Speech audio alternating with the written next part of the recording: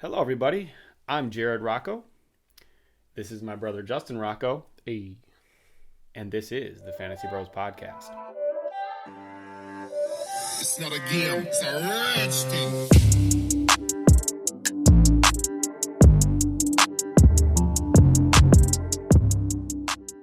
Okay, welcome back, everybody. Just a quick disclaimer before we get started. Sorry about last week. We missed an episode. I was sick with a really bad case of explosive diarrhea, and Justin couldn't get away from his house. He had marital responsibilities, we'll say. Baby duty. We just couldn't make it happen with COVID and everything happening right now. It's hard to get our schedules together, so we apologize. We'll try not to do that again if we can help it. All right, moving on. So this week we're talking waiver wire ads for week 7, and then just players that should be added in all leagues, just in general, just under-owned, under-rostered players across the league in general. So without further ado, let's just dive right into it, Justin. All right, so I'm going to start with a quarterback, and it happens to be a quarterback that I owned, and I was surprised to notice that he's only owned in 65% of leagues, and that's Ryan Tannehill. Now, Ryan Tannehill has played a huge role for me because I had Dak Prescott. I happened to draft Ryan Tannehill as my backup, solid backup, and he looked good for me. So that worked out really well for me. It sucks that Dak went down, but at the end of the day, at least I had Tannehill in my back pocket.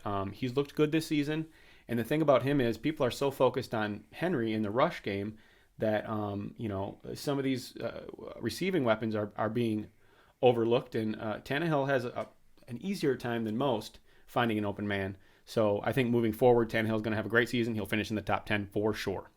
I agree. You really went off the beaten path there, didn't you, big guy? Well, if he's only owned, 65 isn't weird. I mean, it is weird though. I mean, you got to consider like the not serious leagues where like nobody's paying attention. True, two guys are paying attention to the waiver wire. That all factors in, and that's probably why we have a 65% rostered rate. But at the end of the day, if you're in a league and you need a quarterback, go and see if Tannehill is available and grab him if he is, period. For sure. Is that all? Yeah. What do you got? I actually went on the waiver and actually looked at potential. I think yours was a little bit of a reach, not even a reach. But let me tell you what, guy. Not a reach as much as like he's owned more than most people on this list. That's neither here nor there. Now let me tell you what, Phillip Rivers. He plays on a good team. You just told me. Okay, all right, continue. Listen, he plays on a good team. He's got a relatively easy schedule coming up. He's going to get you double digits, and if you're hurting at quarterback, I think he's worth adding, especially in a deeper league where there's just nothing there and he's sitting there. I think he's safe for double digits. I have no problem with Rivers, and like you said, I did notice he has a relatively easy schedule. He looked good last week. You could definitely do worse. We were talking about reaches, and you're talking Phillip Rivers over here. And I mean, I understand they're on a solid team, good defense. It's a good situation for someone. He's a good quarterback to have for someone who has nothing. Right. Okay. I mean, there he is. He's going to get you double digits. Hopefully the rest of your team's doing what they're supposed to do, and he can fill that hole. Right, like me. Moving on to my next guy, Andy Dalton. Mm-hmm. My next player is another quarterback, and I have two quarterbacks on the list. Andy Dalton is one of them because I was one of those guys that had Dak Prescott, and Tannehill was my backup, but I have to have me a backup at the quarterback position at all times. I'm just not comfortable if I don't, and it's a good thing that I think that way, or I would have never drafted Tannehill. But Andy Dalton, he's playing right now as we're shooting this. If it turns out to be like a system thing, he probably won't put up the crazy numbers. I mean, let's face it, he's not going to put up the crazy numbers that Dak did. We're talking, Dak had 3 weeks in a row of 400 plus passing. He had over 500, I think, the week before he got hurt. He's not going to put those numbers, but he might be safe and solid. He might put up respectable numbers week in and week out on a team with a ton of weapons. So he's worth an ad if you need a backup or if you're just really desperate, need someone at that position. I agree. I actually added him in one of my leagues. But then I watched the first quarter of that game, and I was just like, he's making some mistakes. I don't know. This could be a mess. Oh, you're talking about the game that's going on right now? Yeah, and they're still probably going to win that sorry division. But, man, Dalton, where are you throwing the ball, big guy? But yeah, he got really lucky. Just 20 minutes ago, some defender just Dropped it's the the ball. worst drop I've ever seen in my life. Got very lucky. All right. So what about you? Who you have next? I have a wide receiver from Cincinnati. You know how much I like Cincinnati. Yeah. Guy named T. Higgins. Okay. He's getting lots of volume. They got a pretty easy cakewalk schedule coming up. You should at least flex him, especially in a PPR format with all those targets every game. Yeah, I've noticed T. Higgins this year. I won't say I'm high on him or anything, but I've noticed his presence. Like, he's relevant in fantasy. I don't really like the guy that's throwing to him, but we don't have to get into that. He's going to get the job done. And the guy, Yeah. T. Higgins, he's getting a few receptions a game. PPR. I mean, that could add up. All right, you're right. All right, moving on. I also have a wide receiver, and I have Preston Williams. Now, I liked Preston Williams last year. I like him this year. He's been safe and solid this year. Until he got hurt last year, he was the number one guy there. And then, obviously, Parker came in and stole the show. Now, it's kind of the opposite right now. It looks like Parker's probably going to miss some time. And even with Parker on the field, Preston Williams has been, he's been effective. And there's no reason to think that if Parker misses time, that Preston Williams not going to come in there and command more of a target share, and he could go off. He really could, especially on a team that's not that good, that gets some garbage time points. I mean, I had Parker last year. I had so many garbage time points from him. I mean, Preston Williams is a solid pickup. He's not owned in very many leagues, so I like what you're saying. He's a guy I was looking at too myself. Definitely. Just depends on the whole Parker thing, honestly. But I don't see Parker being gone that long. But you're right. He's gonna get targets. yeah, he's been pretty consistent. He's had a couple good games. He's been pretty safe. He's not going to win you any leagues, but if Parker does miss time, like you said, he is kind of a must-add, really. For sure. All right, moving on. What do you got? I am gonna do a little bit of a reach here, guys. Okay. All you do is reach. Listen. Yeah. We haven't done a defense yet.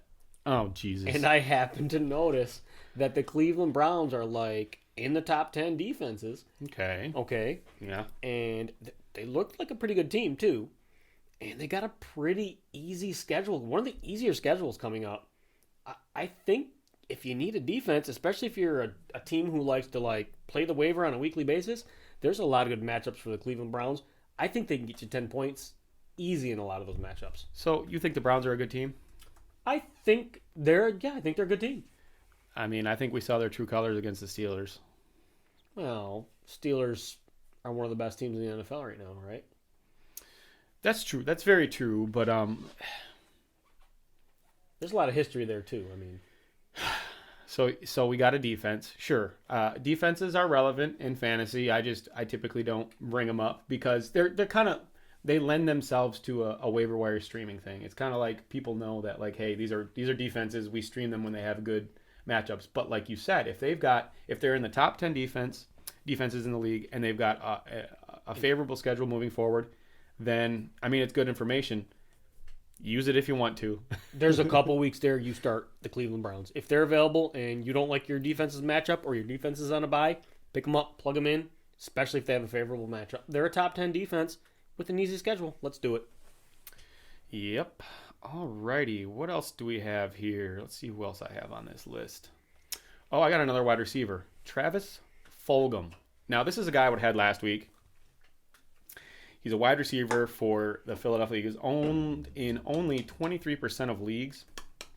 That's probably because he came out of the woodwork last week. Take it easy. Jesus. So, I mean, they've got to throw to somebody. The Eagles have just been riddled with injuries at that position. And they just lost their tight end and Zach Ertz. So, I mean, they've got to throw to someone, and Travis Fulgham seems to be the guy right now. He was a Detroit Lion there for a minute. I think we drafted him. He moved around. Didn't he play for Green Bay for a hot second, He went to Green Bay. I think he was on the practice squad, and then they waived him, and then eventually the Eagles picked him up, and he's looked really good for him. He took advantage of the opportunity of being one of the only wide receivers that are healthy on the team. But he looks good, and he's had 2 double-digit weeks in a row, and I'd be surprised. Is he owned in our league? Yes. He is. But, I mean, 23% of leagues, it looks like. So if he's available, Wentz is gravitating towards him, and seems like he's the guy for now. So if he's available, you got to go out and grab him. Speaking of the Detroit Lions, how about those Lions this week?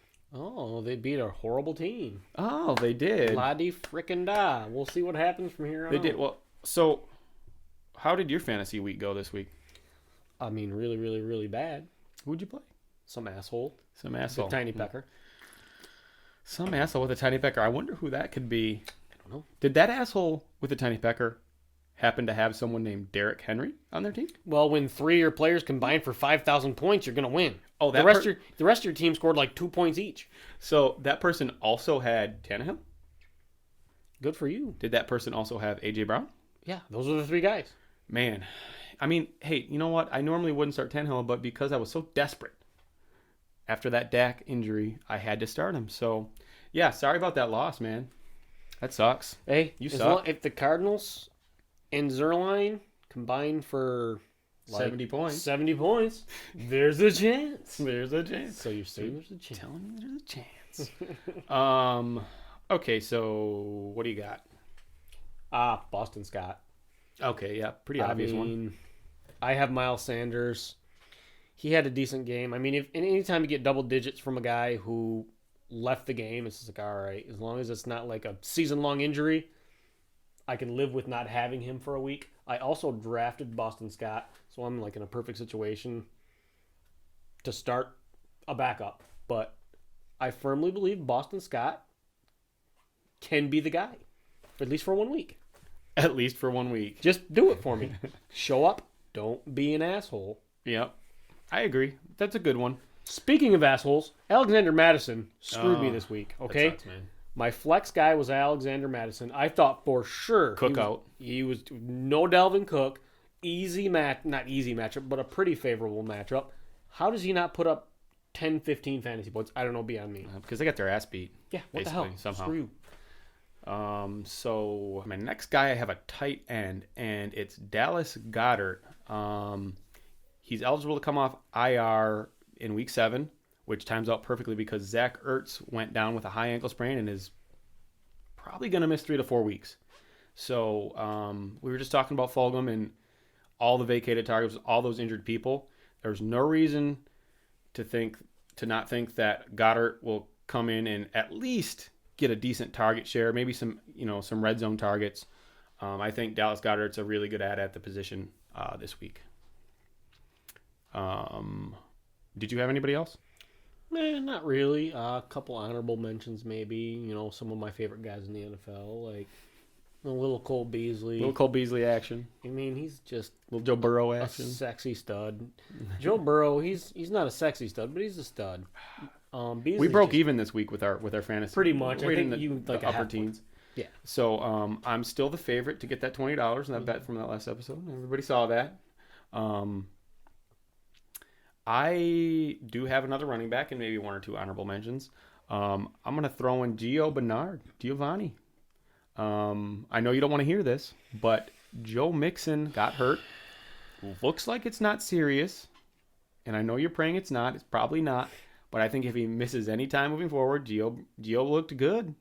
He has looked good. I just got a bad feeling that this is just the beginning of the injury thing with Mixon, and Giovanni Bernard's been in the league for a while, and he's usually produced when given opportunity. So I think Giovanni Bernard's a great pickup, at least this week, until we see what's going to happen moving forward. First round Joe Mixon, that wouldn't be a big deal if I lost him for the season. No, that wouldn't be a big deal. There's 2 people in our league is it 2 or 3 people in our league that lost their first pick? So we lost Saquon, and we lost Chubb. McCaffrey out for a few. McCaffrey. Not out for the season. He's actually coming back next week, isn't he? Already? Man, that flew by. Soon. It's soon. It's coming up. If not next week, then the following week, I would imagine. So,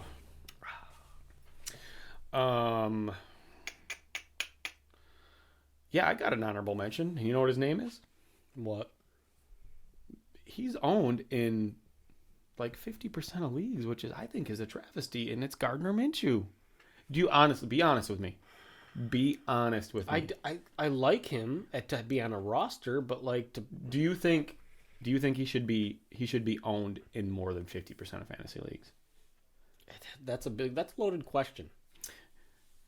Depends on how big your league is. It depends on a lot of factors involved there. I say yes. He should. If he's your backup, then you did something right, I think. Right. I'm not saying he's going to win you your league, but he's been safe. He had 2 turnovers this week, but he still put up 17 fantasy points. Yeah, there's nothing wrong with that. That's why he should be your backup and not your starter. If he's your starter, then he might. I'm just saying that he shouldn't be on the waiver wire. He should be owned. Yeah, he should definitely be owned. It's the only point I'm trying to make. I concur. All right. Well, I mean, that's pretty much it for me, unless you got something to add. Fitzmagic still looks good. I mean, he had a bad week because they dominated from the beginning, so they really weren't throwing the ball. Put up 16 fantasy points in the first half, and I don't think he got a single point the rest of the game. It's because they won like 30-0 or some crazy thing. Yeah, and you started him against me, right? Well, I had to because Wilson was on a bye. That's true. And I had to start Tannehill because Dak's foot fell off. So Yeah, I did actually. I kind of did. It was a compound fracture, right? Pretty I mean, bad. his leg pretty Pretty much bad. was. oh, that was devastating. But I mean, that's the chance you take when you play fantasy football. Or if you're a real football player, that's the chance you take when you step onto a field. But we talk fantasy here, so all right. Well, I guess that does it. Sorry I did that to you this week. I actually felt kind of bad because he is my twin brother, and I was just thinking like, man, when I looked away for 5 seconds and suddenly Derrick Henry had 30 points. It was like, oh, what happened? Of course he does. 94-yard And, touchdown, and then he gets another one in overtime. It's like, oh, and he had it was like a 50-yard reception. Yeah. Derrick Henry. Okay. Holy shit! I take my biggest shit against him. It's a good feeling. Hopefully this is my all-time low for the season. Hopefully, I mean, it can only go up. I can't imagine I score less than 80 again. There's no way. Well, I'm moving to 4-2. I'm on top of my division. Things are looking okay for me. So Yeah, do you have a tie? I don't have a tie because I'm not a weird idiot like you. Yeah, I know. I wish I had that to put up so I could show you guys. He had a tie. Was it last week? He had a Yeah. tie last week or the week before?